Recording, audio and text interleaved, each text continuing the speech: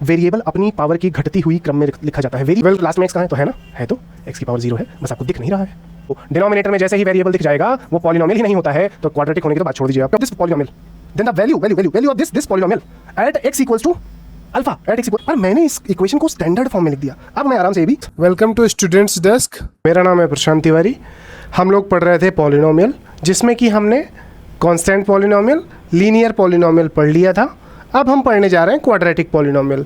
इसके जस्ट पहले मैं पढ़ा चुका था, ठीक है, उसके आगे हम पढ़ने जा रहे हैं। तो चलिए शुरू करते हैं क्वाड्रेटिक पॉलिनोमियल से। तो अगर हम बात करें क्वाड्रेटिक पॉलिनोमियल के बारे में, तो आप सभी को बच्चे ये समझना होगा कि यही वो पॉलिनोमियल है जो आपके चैप्टर में बाकायदे दिया हुआ है, जिसे कि हमें पहचानना है, और इसका हम यूज़ करेंगे बोर्ड एग्जाम में। बहुत सारे क्वेश्चंस इसके आते हैं। तो चलिए सबसे पहले समझते हैं क्वाड्रेटिक पॉलिनोमियल है क्या, ये क्या है, कैसे पहचानेंगे। तो सबसे पहले देखिए, मैंने आपको कुछ देर पहले क्या सिखाया था।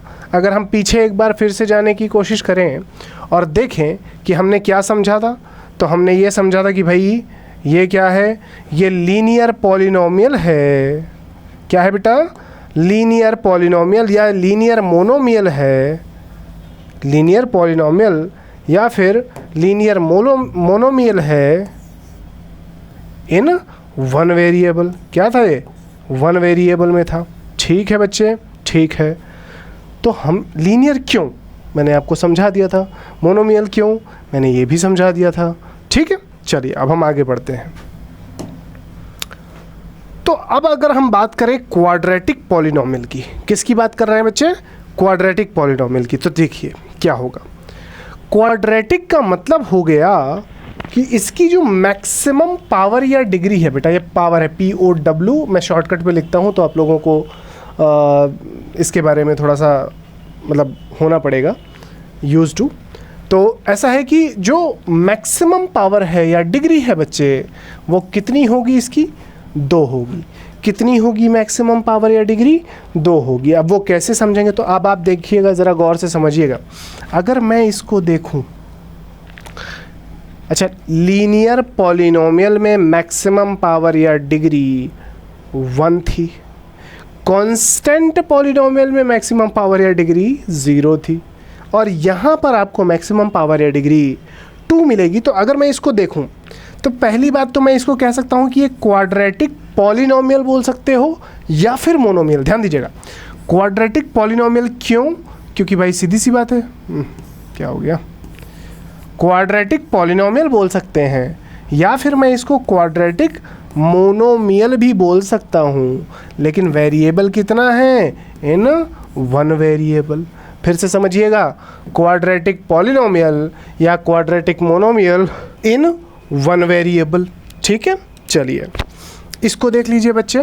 फिर से मैंने आपको समझाया था कि अगर आपको देखना है कि कितने टर्म्स हैं, मोनोमियल है कि बाइनोमियल है, तो उसके लिए आपको क्या करना पड़ेगा? उसके लिए आपको प्लस या माइनस देखना होगा, लेकिन साथ में ये देखना होगा कि कहीं वो सॉल्वेबल तो नहीं है। तो क्या ये सॉल्वेबल है क्या? ये सॉल्वेबल है क्या? नहीं है। आप गौर से देखिएगा, मैंने आपसे ये कहा था कि आपको चेक करते समय मोनोमियल बाइनोमियल ये देखना होगा कि कहीं वो टर्म्स आपस में सॉल्वेबल तो नहीं है। इन दोनों टर्म्स को आप देखिए और बताइए कि क्या ये सॉल्वेबल हैं क्या? हैं क्या बच्चे? सॉल्वेबल हैं क्या? नहीं है, क्योंकि ये लाइक टर्म्स नहीं है। तो इसलिए ये भी क्वाड्रेटिक, समझिएगा, क्वाड्रेटिक। आप चाहें तो पॉलिनोमियल लिख दें, क्वाड्रेटिक पॉलिनोमियल है। ठीक है, क्वाड्रेटिक पॉलिनोमियल तो है। क्यों? क्योंकि पावर मैक्सिमम क्या है? पावर 2 से बन गया क्वाड्रेटिक। और अगर मैं इसको और डिटेल में थोड़ा सा और स्पेसिफिकेशन में जाऊं, तो क्वाड्रेटिक के साथ ये है बाइनोमियल। क्यों?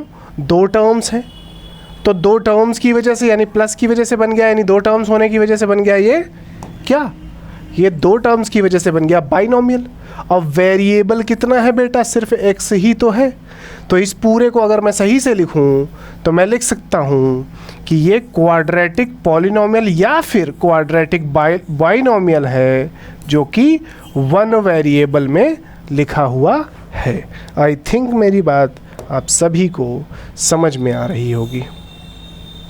कोशिश तो मैंने बहुत अच्छे से करी है आप लोगों को समझाने की, विश की आपको समझ में आ गई हो। ठीक है, चलिए उसके बाद आगे चलते हैं बच्चे। अब आगे क्या है, तो आगे आप फिर देखिए, क्या ये क्वाड्रेटिक है? क्या ये वाली इक्वेशन, सॉरी ये वाला पॉलिनोमियल, देखिए इक्वेशन और पॉलिनोमियल में ना बहुत माइन्यूट सा डिफरेंस है। मैं आपको अगली स्लाइड में ये बताने वाला हूँ, तो बिल्कुल उसके लिए निश्चिंत रहिए। फिलहाल आप ये समझिए, ध्यान रखिएगा, मैं बताऊँगा, निश्चिंत रहिए। ठीक है, यहाँ पर आप गौर से देखिए, ये है एक टर्म और ये है दूसरा टर्म, दो टर्म यहाँ पर लिखे हुए हैं। इन दोनों टर्म्स में आप मुझे ये बताइए कि इन दोनों को देखिए गौर से और बताइए क्या ये क्वाड्रेटिक है? तो ये क्वाड्रेटिक नहीं है। क्यों नहीं है सर जी? क्योंकि मैक्सिमम पावर 3 है। तो आप कह सकते हो कि सर 2 भी तो है। मैंने क्या कहा था? मैंने ये कहा था कि किसी भी टर्म की, भले मैंने यहाँ मैक्सिमम पावर डिग्री नहीं ली, of any term, of any term, ये शब्द अपने दिमाग में बिठा लीजिए, ऑफ एनी टर्म, किसी भी टर्म की, मैं यहाँ समझिएगा, मैं यहाँ वेरिएबल नहीं लिख रहा हूँ। क्या नहीं लिख रहा हूँ? वेरिएबल। मैं पूरे टर्म की बात कर रहा हूँ, क्योंकि कई बार ऐसा होगा कि, अभी मैं समझाता हूँ कैसे, वो कैसे डिफरेंट है, मैं आपको समझाता हूँ। ठीक है, तो किसी भी टर्म की मैक्सिमम पावर क्या होनी चाहिए बच्चे? 2 होनी चाहिए। लेकिन आप गौर से देखिए, यहाँ पर इस टर्म की मैक्सिमम पावर 3 है। तो ये क्या ये एक क्वाड्रेटिक इक्वेशन है? नहीं है। क्वाड्रेटिक नहीं है तो क्या है फिर? क्यूबिक है, क्योंकि पावर 3 दे रखी है। इतनी बात आपको समझ में आई होगी, है ना? चलिए अब थोड़ा सा समझने का प्रयास करते हैं। ठीक है, ठीक है, ठीक है, ठीक है, रेड लगाते हैं इसमें, है ना? तो अभी ये बात आपको समझ में आ गई होगी। चलिए अब आगे बढ़ते हैं थोड़ा सा। क्या है बेटा आगे सिस्टम क्या है? तो अब ध्यान दीजिएगा, अगला जो हमारा प्रश्न है वो ये कह रहा है, अगला जो हमारा प्रश्न है, एक सेकंड रुक जाइए बेटा,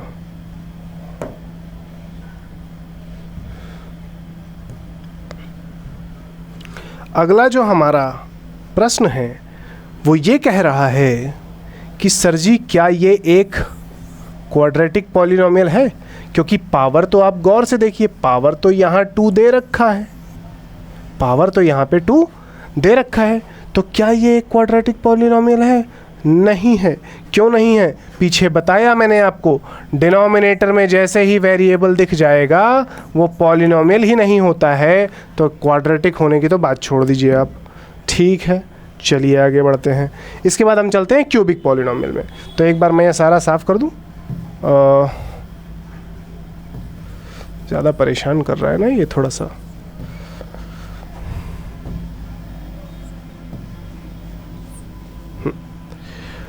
तो ये जो लिखा हुआ था quadratic polynomial in one variable,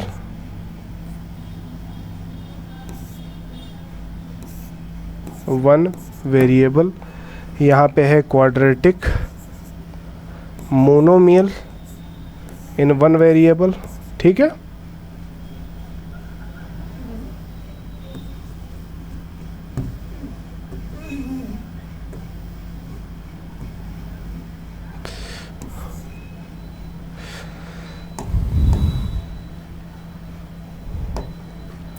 ठीक है।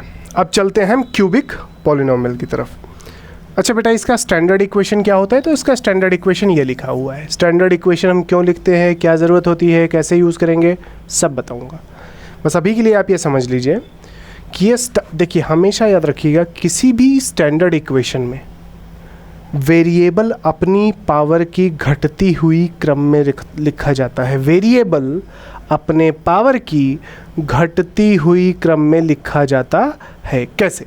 देखिए x की पावर कितनी दे रखी है? 2, मैक्सिमम पावर क्या हो सकती है क्वाड्रेटिक में? 2 ही हो सकती है, इसलिए मैक्सिमम पावर कितनी दे रखी है? 2।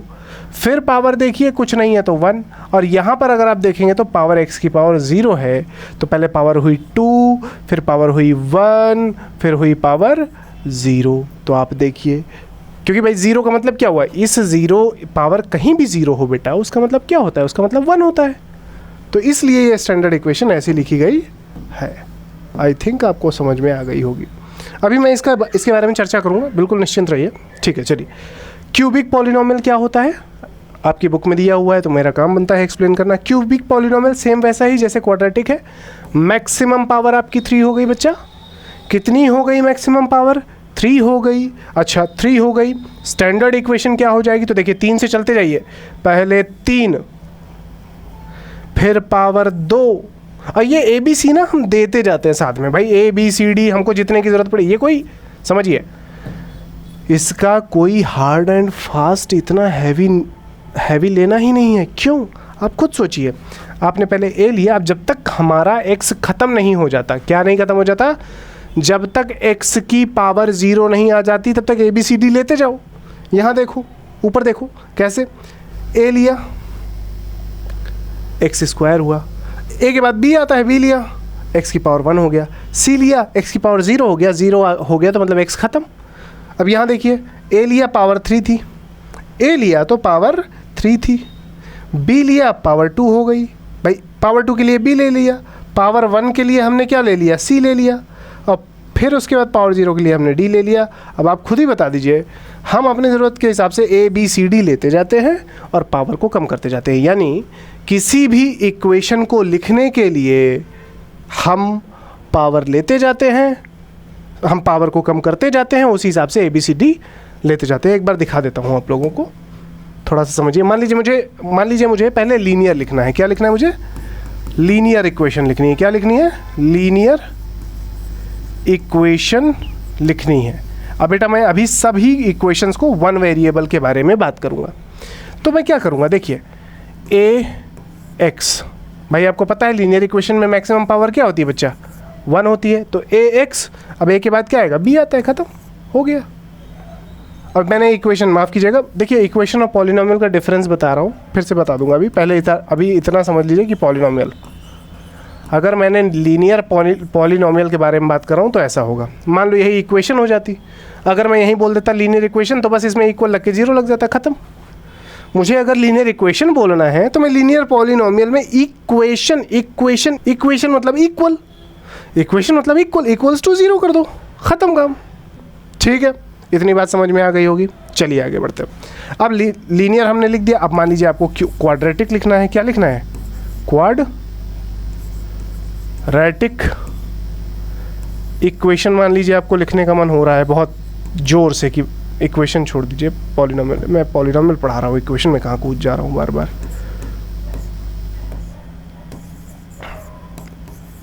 क्वाड्रेटिक पॉलिनोमियल, ठीक है बेटा। तो अगर बात होती है क्वाड्रेटिक पॉलिनोमियल की, तो फिर से मैं वही काम करूँगा। मैं क्या करूँगा? मैं पहले ए लूँगा। क्या लूँगा मैं पहले ए लूँगा, ठीक है, समझिएगा बात को। मैंने लिया ए, फिर मैंने ए के साथ लगाया एक्स स्क्वायर प्लस, फिर मैंने लिया बी, फिर मैंने इसके साथ लगाया एक्स की पावर 1, फिर यानी एक्स की पावर 1 मतलब एक्स, और फिर मैंने लिया सी। क्या लिया बेटा? मैंने लिया सी, और यहाँ मैंने लगाया एक्स की पावर 0। अब आप गौर से इसको आराम से बना लीजिए। देखिए A X square plus B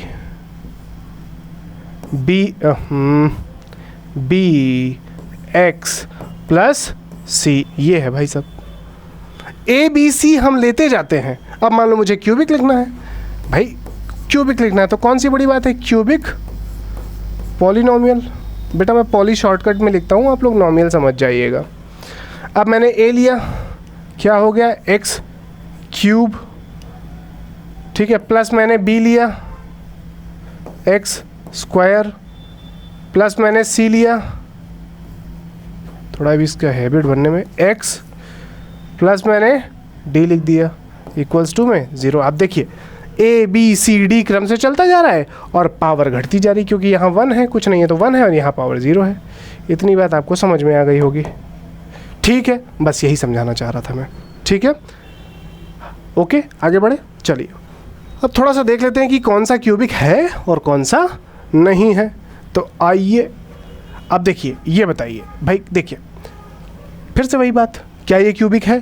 तो है सर जी। अच्छा, क्या ये क्यूबिक पॉलिनोमियल है कि क्यूबिक में क्या है? पॉलिनोमियल। पॉलिनोमियल में भी कई सारे टाइप होते हैं, क्यूबिक के, पॉलिनोमियल के कई सारे टाइप होते हैं, क्यूबिक मोनोमियल, क्यूबिक बाइनोमियल। तो देखिए, जब आप अपनी कॉपी में लिखेंगे तो क्यूबिक पॉलिनोमियल ही लिखेंगे। मैं बस थोड़ा स्पेसिफिक होने की वजह से बता दे रहा हूँ, बाकी इतना कुछ नहीं है। तो cubic polynomial in how many variables? 1 variable. यहाँ पे क्या है? यहाँ पे भी है, क्यूबिक ही पॉलिनोमियल है। सॉरी बेटा, मैं क्यूबिक को क्यू से लिख रहा हूँ बता तो रहा हूँ कई बार, दिमाग। क्यूबिक पॉलिनोमियल इन 1 वेरिएबल। इतना पढ़ पढ़ के दिमाग ख़राब हो जाता है कभी कभी। खैर कोई बात नहीं, गलती है, हो जाती है इंसान से। ये बेटा क्यूबिक पॉलिनोमियल है इन 1 वेरिएबल। ठीक है, अब यहाँ देख लीजिए, क्या ये क्यूबिक पॉलिनोमियल है? तो बिल्कुल है। अब मैं ये बार बार नहीं बताऊंगा कि कैसे क्यूबिक पॉलिनोमियल है, कैसे 1 वेरिएबल है, आप जान चुके हैं। पावर 3 तो मतलब क्यूबिक पॉलिनोमियल है और 1 वेरिएबल है। ठीक है, अब ये ट्राइनोमियल है। असल में पॉलिनोमियल की जगह क्या है? ये ट्राइनोमियल है। असल में ये पॉलिनोमियल की जगह क्या है? बाइनोमियल है। पर इतना आप डिटेल में जाने की ज़रूरत नहीं, मैंने समझा दिया। अच्छा, बाई क्वाड्रेटिक पॉलिनोमियल के बारे में अगर हम बात करें हम आपसे, तो बेटा बाई क्वाड्रेटिक पॉलिनोमियल का मतलब ये हो गया कि इसमें मैक्सिमम पावर बच्चा कितनी होती है? 4 होती है। कितनी होती है? Maximum power is 4। तो देखिए अब ये वही किया गया, देखिए A B C D E, और देखिए पावर घटती गई है, 4 3 2 1 0, x की पावर 0 यहाँ पे। उसी हिसाब से हमने ABCD लिया है। ठीक है, अब इसके एग्जाम्पल्स क्या होंगे? तो एग्जाम्पल समझ लेते हैं थोड़ा सा।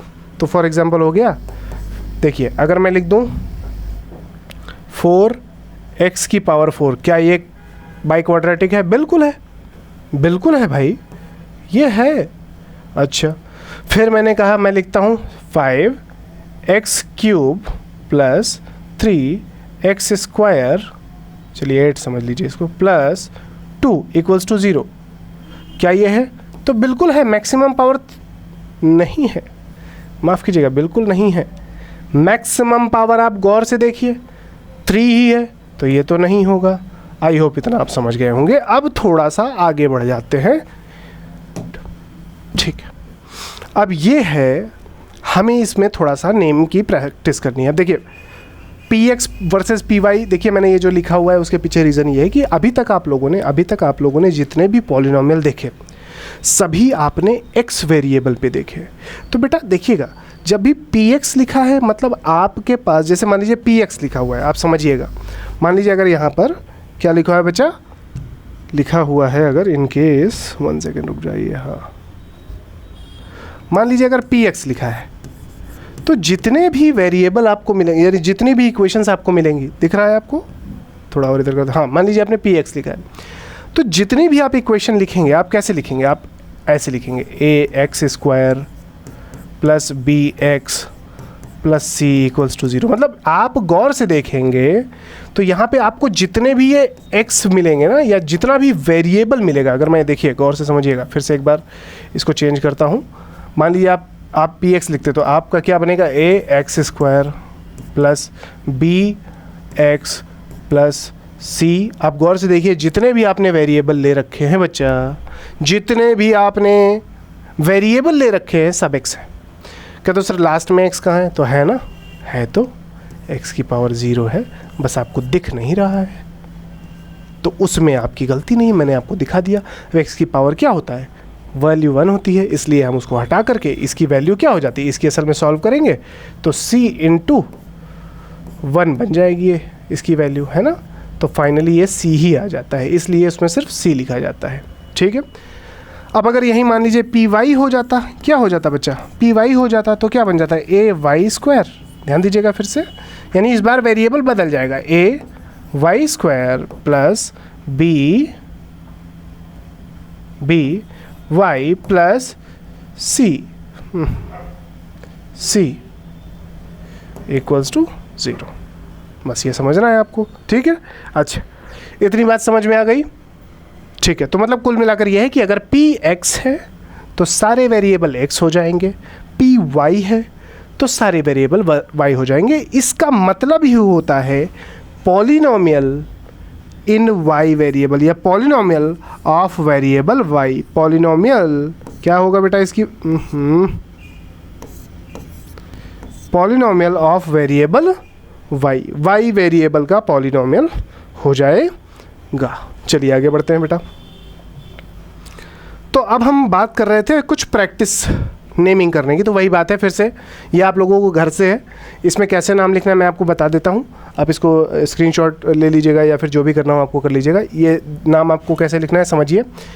ये क्या लिखना है आपको, क्वाड्रेटिक पॉलिनोमियल लिख दीजिए, चाहे देखिए क्वाड्रेटिक पॉलिनोमियल या quadratic monomial in one variable, in one variable. ये आपकी प्रैक्टिस के लिए है, आप लोग खुद करेंगे। फिर यहाँ पे क्या हो गया बेटा, यहाँ पर हो गया क्यूबिक ट्राइनोमियल, क्यूबिक पॉलिनोमियल लिख दीजिए, चाहे क्यूबिक ट्राइनोमियल लिख दीजिए, क्यूबिक ट्राइनोमियल लिख दीजिए और इसमें भी वन वेरिएबल लगा दीजिए। अब ये चीज़ को गौर से देख लीजिएगा, पहले सॉल्व कर लीजिएगा। यहाँ पर बीच में मल्टीप्लाई लिखा हुआ है, अगर नहीं दिख रहा तो मैं थोड़ा जूम कर देता हूँ। यहाँ पर बीच में आपको मल्टीप्लाई दिखेगा, क्या दिखेगा बच्चे, बीच में मल्टीप्लाई। तो ये सॉल्व हो जाएगा, तो आपको इसको सॉल्व करने के बाद लिखना है, तो क्या हो जाएगा 6 4 जा 24 xy प्लस 6। अच्छा ये बताइए ये क्या है, ज़रा सोचिएगा। तो ध्यान दीजिएगा, मैंने आपको एक शब्द बताया था, एक बात बताई थी कि जब भी आप क्वाड्रेटिक इक्वेशन देखते हैं तो किसी भी एक टर्म की पावर 2 होनी चाहिए, किसी एक वेरिएबल की नहीं, किसी एक टर्म की पावर 2 होनी चाहिए। तो ध्यान दीजिए, अगर मैं सिर्फ वेरिएबल देखूं तो पावर 1 1 है, लेकिन अगर मैं इस पूरे टर्म की मिला के पावर देखूं तो x की पावर 1 है इंटू y की पावर 1 है, दोनों मिला करके पावर 2 बना रहे हैं। किसी एक वेरिएबल की ज़रूरत नहीं है, किसी एक टर्म की पावर, किसी एक पर्टिकुलर टर्म की पावर 2 होनी चाहिए। तो इसलिए ये एक क्वाड्रेटिक पॉलिनोमियल है, लेकिन इन 2 वेरिएबल है। कितने वेरिएबल्स में है ये, 2 वेरिएबल्स में। क्वाड्रेटिक पॉलिनोमियल या क्वाड्रेटिक बाइनोमियल बोल सकते हैं आप इसको, ठीक है। और कितने वेरिएबल्स में है ये, 2 वेरिएबल्स में है। आई थिंक आपको बात समझ में आ गई होगी। रेस्ट आपको घर से करना है, आपके प्रैक्टिस के लिए है। आप वीडियो को रोक करके स्क्रीनशॉट ले करके आप प्रैक्टिस कर सकते हैं और उसके बाद फिर चेक करेंगे इसको। और मैं कल इसका जो है ना, मैं ऐसा करूँगा, कल मैं इसको एक्सप्लेन करवा दूंगा, मैं इसको पूरा समझा दूंगा कि कौन कैसा है कैसा नहीं है। मैंने अभी तक जितना पढ़ाया हुआ है उसी के बेसिस पे प्रैक्टिस क्वेश्चंस हैं आपके लिए, समझ गए आप। चलिए अब आप इसको कर लीजिएगा, हम आगे बढ़ते हैं। अब हम बात करेंगे वैल्यू ऑफ, देखिए आपकी बुक की हेडिंग के हिसाब से पढ़ा रहा हूँ, बार बार बता रहा हूँ आप लोगों को, मैं आपकी बुक की हेडिंग के हिसाब से पढ़ा रहा हूँ। आप लोग अपनी बुक खोलिए, बुक में आपको एक हेडिंग मिल जाएगी जिसका नाम है वैल्यू ऑफ पॉलिनोमियल, यानी कि जिसे हम पॉलिनोमियल मतलब px, py भी हो सकता है, pz भी हो सकता है, at a given point, at a given point, किसी एक गिवन पॉइंट पे हम पॉलिनोमियल की क्या निकालने जा रहे हैं बच्चे, वैल्यू निकालने जा रहे हैं। चलिए शुरू करते हैं फिर। तो आइए देखते हैं कैसे निकालेंगे हम वैल्यू, ठीक है। तो देखिए, हम उस गिवन पॉइंट को मानते हैं कि वो x है और उसकी वैल्यू एक अल्फ़ा है। उसकी वैल्यू क्या मानते हैं, अल्फ़ा। अल्फ़ा कोई भी न्यूमेरिकल नंबर है, यानी कुछ भी न्यूमरल में हो सकता है, कोई भी एक नंबर हो सकता है। अल्फ़ा इज़ अ नंबर, कोई एक नंबर है, ठीक है। समझ में आ रही बात। अच्छा, तो अब इस लाइन को पढ़िएगा, ये आपकी बुक की ही लाइन है और इसको आप पढ़िएगा, आपको समझ में आएगा। इफ़, अभी तक आप लोग लाइन पढ़ते थे पर ध्यान नहीं देते थे, अब समझेंगे। इफ़ पॉलिनोमियल इज़ px, यानी कोई पॉलिनोमियल है जो कि क्या है बेटा, px है। तो मैं साथ साथ में ना आपके सॉल्व करते चलता हूँ। तो मान लीजिए हम यहाँ पर मान के चलते हैं कि मान लेते हैं कोई पॉलिनोमियल, ये यहाँ हम यहाँ मान के चलते हैं कि कोई पॉलिनोमियल px है और इसकी हम वैल्यू लिख लेते हैं, मान लेते हैं 3x² प्लस 2x माइनस 6, या फिर आप मान लीजिए इसको -5, क्या मान लीजिए -5, ठीक है। अच्छा, अब वो कह रहा है कि if polynomial is P x and alpha is any real number, मैंने क्या बताया था आपको, अल्फ़ा जो है कोई एक रियल नंबर है, रियल नंबर, ध्यान दीजिएगा ये जो नंबर लिखा है ना, मतलब ये रियल नंबर होगा। तो then the value obtained by putting, क्या बोल रहा है फिर से समझिएगा, एक बार फिर से पढ़ लेते हैं इसको। तो हम value of polynomial P X at a given point निकाल रहे हैं। हम उस गिवन पॉइंट को मानते हैं एक्स, जो कि है अल्फ़ा। अल्फ़ा क्या है, कोई रियल नंबर है। अब ध्यान दीजिएगा, इफ़ पॉलिनोमियल पी एक्स, अगर कोई पॉलिनोमियल इज़ पी एक्स, अगर कोई पॉलिनोमियल क्या है, पी एक्स है, और अल्फ़ा कोई रियल नंबर है, अल्फ़ा कोई एक रियल नंबर है, तो क्या होगा, then the value obtained by putting x equals to alpha, यानी इस x की जगह अगर मैं अल्फ़ा रख दूं, यानी इस पूरी इक्वेशन में, गौर से देखिएगा, इस पूरी इक्वेशन में मैं x की जगह अल्फ़ा रख दूं। अब अल्फ़ा कोई रियल नंबर है, तो 2, 3, 4, 5, 6 कुछ भी हो सकता है, समझिएगा। अल्फ़ा रख दूं, यानी अल्फ़ा की जगह मैं मान लेता हूं कि मैं क्या रख दूं, मैं रख दूं -1 या 1 रख दूं, मैं क्या रख दूं, अल्फ़ा बराबर मैंने मान लिया 1 भी तो एक रियल नंबर है। मैं अगर 1 रख दूं तो 3 × 1 का स्क्वायर प्लस 2 × 1 -5, इसको आप सॉल्व कर लीजिए। इसको जब आप सॉल्व करेंगे तो आप पाएंगे, हाँ ये हो जाएगा, भाई बड़ा परेशान करता है ये, 3 + 2 -5, यानी ये पूरा 0 हो जाएगा, 5 - 5। अभी ये यही समझाने की कोशिश करेगा, देखिएगा इसी एग्जांपल से मैं आपको समझाऊंगा। इसी चीज़ को मैं, एक सेकंड दे दीजिए बस मुझको, मैं इसको थोड़ा सा साइड कर लूँ। हाँ जी, ये आपका यहाँ रख देते हैं, थोड़ा डिस्टेंस में, है ना। हाँ, तो फिर से हम समझते हैं एक लास्ट बार। मान लीजिए कोई पॉलिनोमियल पी एक्स है, मैंने मान लिया कोई पॉलिनोमियल पी एक्स है, और अल्फ़ा एक एनी रियल नंबर है, ठीक है, कोई रियल नंबर है, मैंने मान लिया कि अल्फ़ा 1 है, मैंने क्या मान लिया, अल्फ़ा 1 है। Then the value obtained by putting x equals to alpha, यानी x की जगह मैंने अल्फ़ा रख दिया, यानी अल्फ़ा जो कि मैंने नंबर मानी है वो रख दिया, is called value of P X at x equals to alpha.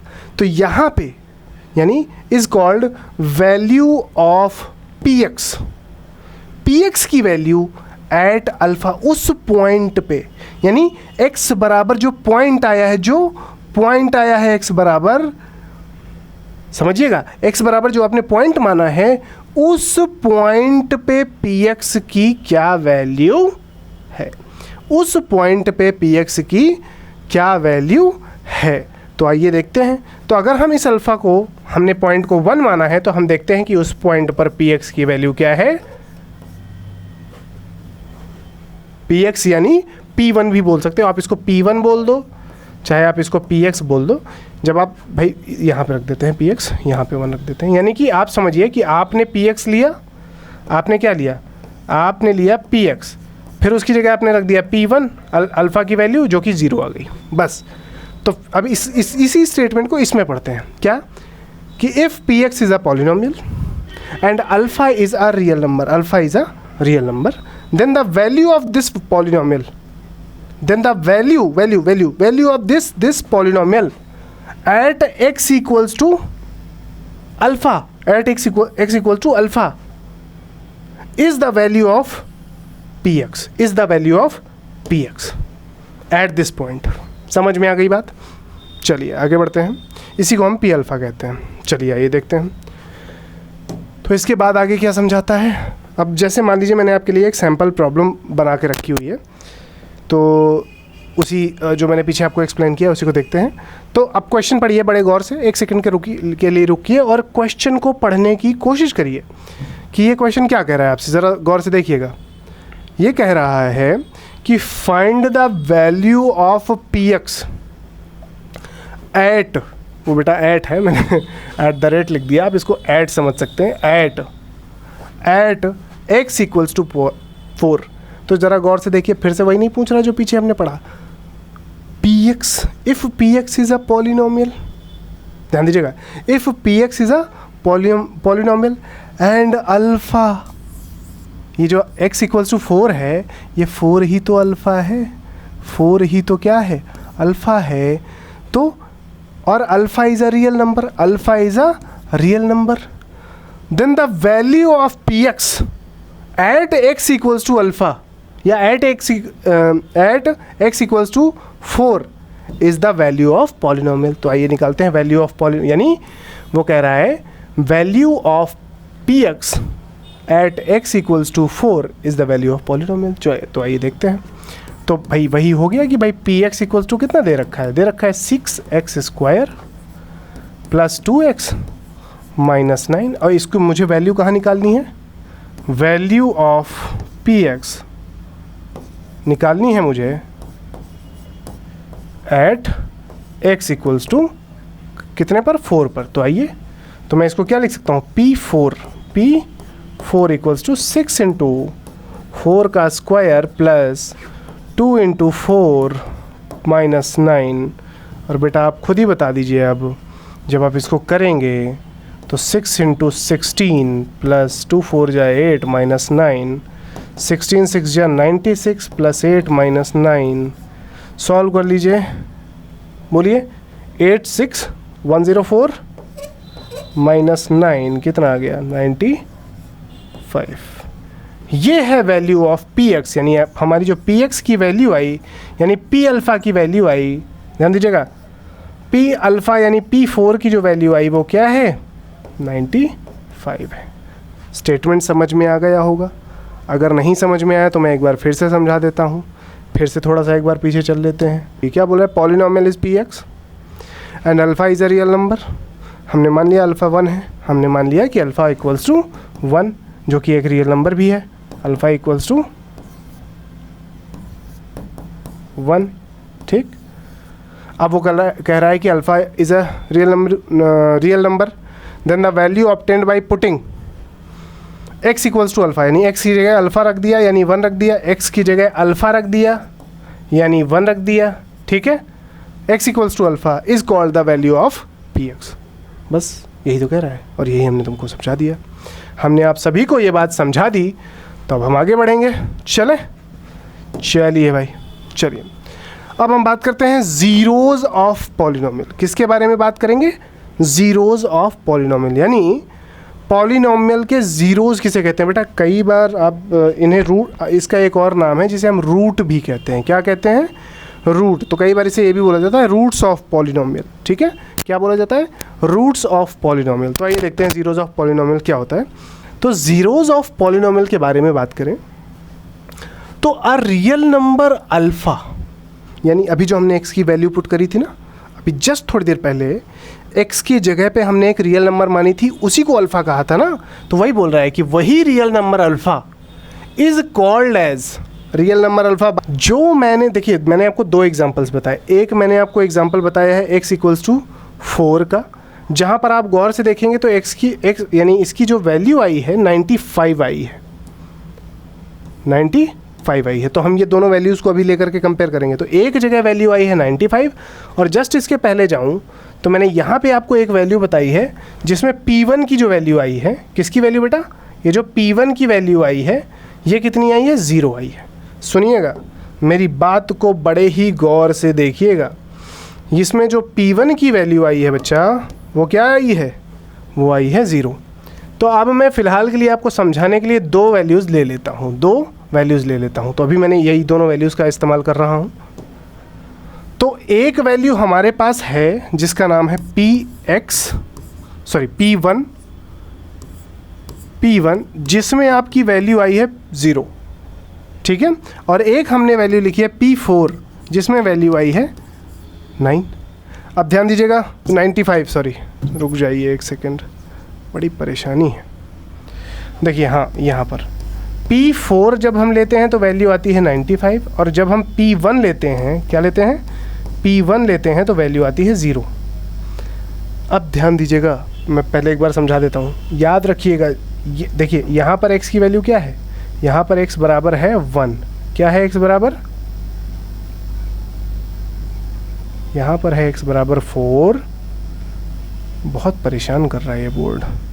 यहाँ पर है x बराबर 1, क्या है x इक्वल्स टू 1, क्या है x इक्वल्स टू 1। ये दो वैल्यूज़ हैं x की, दो अलग अलग इक्वेशन की है। आप देखिएगा जब मैंने x बराबर 4 लिया है तो मेरी वैल्यू 95 आई है, और जब मैंने 1 लिया है तो मेरी वैल्यू 0 आई है। और याद रखिएगा जब भी आपकी x की वो वैल्यू, x की वो वैल्यू, वो 1 वाली वैल्यू, x की वो वैल्यू जो आपके पूरे इक्वेशन को ज़ीरो कर दे, px को ज़ीरो कर दे, वही रूट होता है।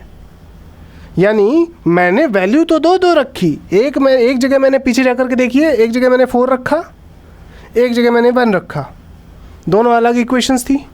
अब दोनों अलग इक्वेशंस में ऐसा होता है बेटा कि जब मैं 4 रखता हूँ तो 95 आ जाता है, लेकिन जब मैं 1 रखता हूँ तो 0 आ जाता है। तो यानी कि जो पिछली इक्वेशन